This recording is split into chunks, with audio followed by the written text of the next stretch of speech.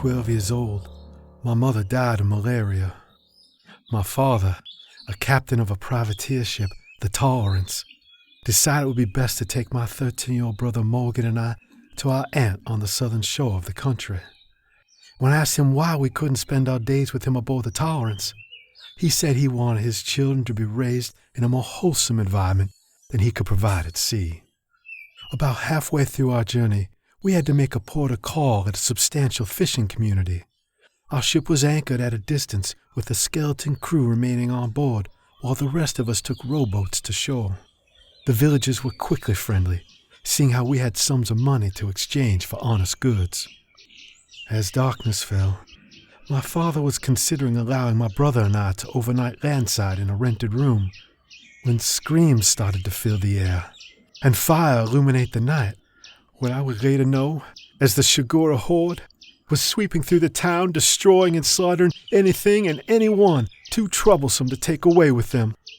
Grabbing my brother and I by the hand, my father fled with us back to our ship. But 4 of the Horde members on horse caught up to us before reaching the beach. In the back, our cowards that struck my father down with their long blades.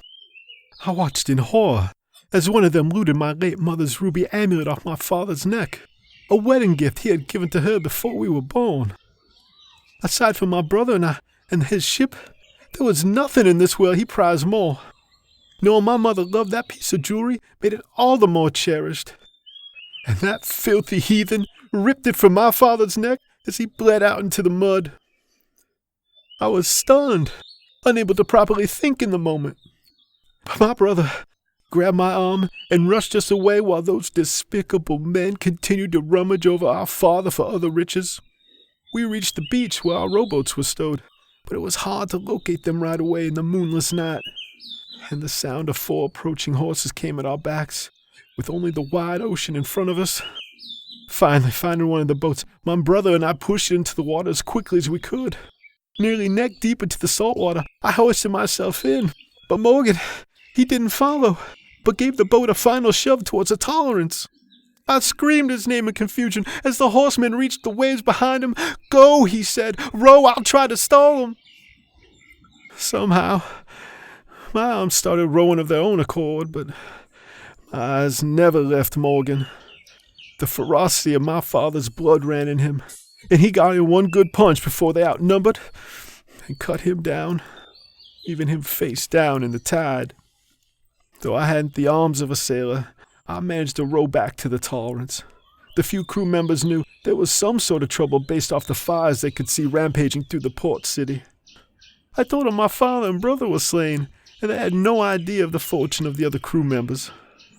The man aboard left in charge declared that we had no choice but to raise anchor and put to sea before the Horde got the notion to overtake our ship for what we may have in our holds. I was too dazed to argue. However, for that voyage, I already knew. My brother and I were the only cargo my father considered precious. And now, I was all that was left of our bloodline. Eventually, the shock of my loss subsided to clear-headedness, and it was then that this little 12-year-old girl swore an oath of vengeance, revenge for my father and brother, and to reclaim my mother's wedding amulet, even if it meant killing every man foolish enough to cross my path. That was 10 years ago now. Now I journey with a like-minded group of searchers, each of us sharing a common goal that bonds us together in brotherhood and sisterhood. We seek the Shigura Horde, and we won't stop until we've found them. My name is Nalia, and revenge will be mine.